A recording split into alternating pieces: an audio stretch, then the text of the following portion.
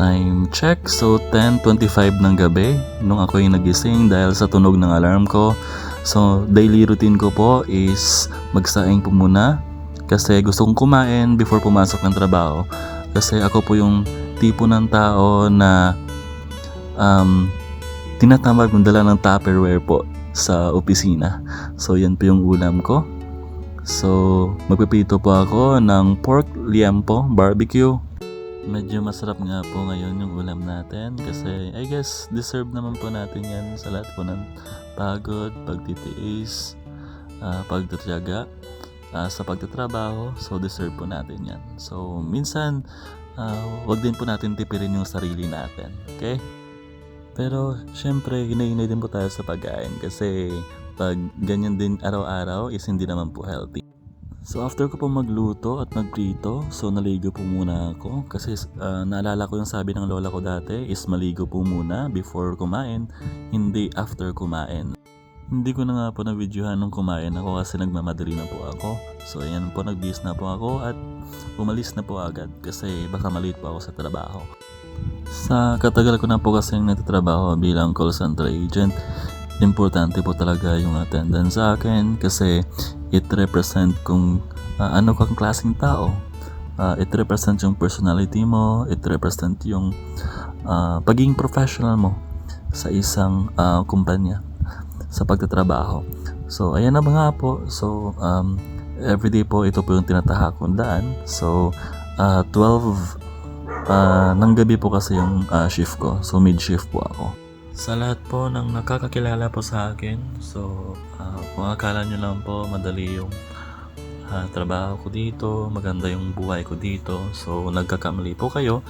It's because since panggabi po yung trabaho ko bilang call center agent po, prone po ako sa disgrasya, sa aksidente, sa hold up, at ano pa pong asa ko na. So bumagyo man po dyan, uminit, umulan, bumaha, so required po kami magtrabaho kasi nga po is no work no pay po kami.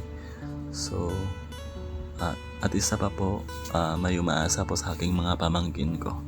So kahit sobrang pagod na every night na gigising ka para pumasok ng trabaho, minsan napapaisip ka talaga, hindi minsan, lagi, na papasok ka ba? Pero pag naalala mo po yung mga pamangkin mo na umasa sa'yo para sila ay makapag-aral, so syempre babangon ka po talaga. So yan po yung rason ko kung bakit ako bumabangon araw-araw para po sa mga pamangkin ko.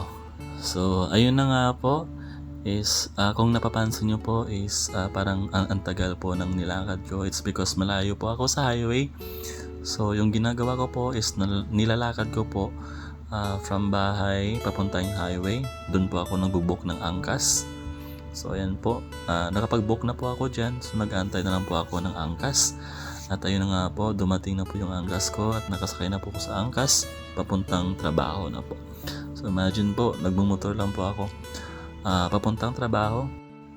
Araw-araw po umiling po ako at nagpe-pray na sana po ilayo niyo po ako sa disgrasya at anumang kapahamakan po na makakasulubong ko po sa pag-uwi ko at papuntang trabaho. Isa din po sa mga hiniling ko at pinagpe-pray na bigyan niya po ako ng lakas lagi. Nandito nga po ako, palapit na po sa trabaho, nasa McKinley na po ako. So if napapansin nyo po, ang linis po ng lugar at ang ganda po ng mga building. It's because parang center po to ng Taguig, yung McKinley. At marami pong job opportunity po dito. So although po is malaki po yung sahod mo, if umuupa ka ng bahay, binibili mo po lahat. So parang baliwala din po yung malaking sahod mo. It's because doon lang po napupunta. Sa mahal po ng bilihin po ngayon, yung 1K nyo po parang 100 na lang po sa ngayon. At dumating na po nga po ako sa opisina. So pumasok na po ng building. So pupunta na po ako ng elevator para umakyat po sa 15th floor. kasi nasa 15th floor po yung office namin. At naintindihan ko po si ate na naka-jacket na. It's because pagpasok niyo pa lang po ng building, sobrang lamig na po talaga. Parang nasa frozen meat ka po dito. Kasi po naka-centralize po yung aircon dito pagpasok po ng building. So ayan na po. So flex lang po muna ng outfit. Habang nag-aantay po, bumakas yung elevator. Kung ano man po dyan yung available na magbubukas na una. Patiently waiting lang po muna tayo dyan habang nag-aantay ng elevator. So fix lang po muna tayo ng buhok dyan kasi nagulo nung sumakay ako sa motor.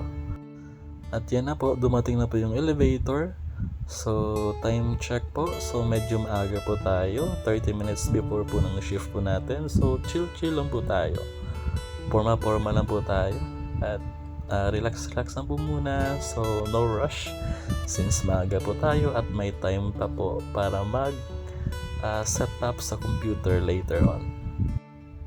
So kahit tahimik lang po ako dyan, yung sa isip ko po is in-encourage ko po yung sarili ko na kaya ko to, I will survive this day. Kasi po bago lang po ako sa company dito, kasi bagong lipat lang po ako. So I've been here for almost or more than 3 months na po. So hindi ko po talaga gamay pa po yung process. Pero ako po is masipag po ako at matyaga po ako sa trabaho and willing to learn always. Pagkatapos ko nga po mag-login is pumunta na po ako ng locker para kunin po yung mga gamit ko. So kunin ko po dyan yung kumot ko na binili ko po via Mami Esa. So salamat po Mami Esa sa pagbili po sa Shopee. So nagbayad na lang po ako sa kanya kasi siya po yung nag-order. Ayan na nga po yung laman ng locker ko. So tumbler, jacket, at may kumot po ako dyan. Yan.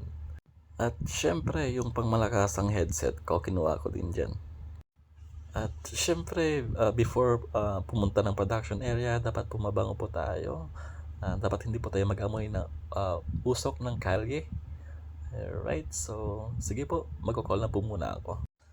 At ayan na nga po, mga ka-agent, so lunchtime ko na po.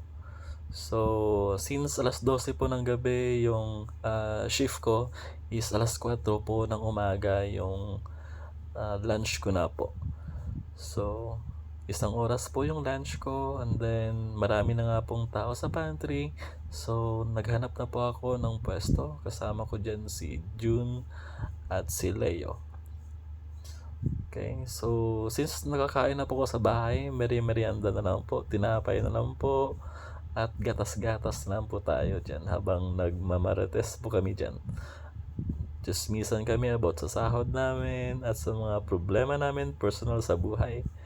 At yan na nga po. So after 9 hours na duty including yung lunch po is out na po namin. So sobrang saya ko po dyan kasi that day is my day off as well. At yan nga po, pinagbuksan pa kami ni Leo. Sobrang bait po talaga. Alright, so yan po, nagkababayan na po kami dyan kasi ibang way po nila at ibang way din po ako. So yan po. At dyan ko lang po tinatapos yung daily routine ng buhay ko as a call center agent. Marami pong salamat. Hit like and subscribe.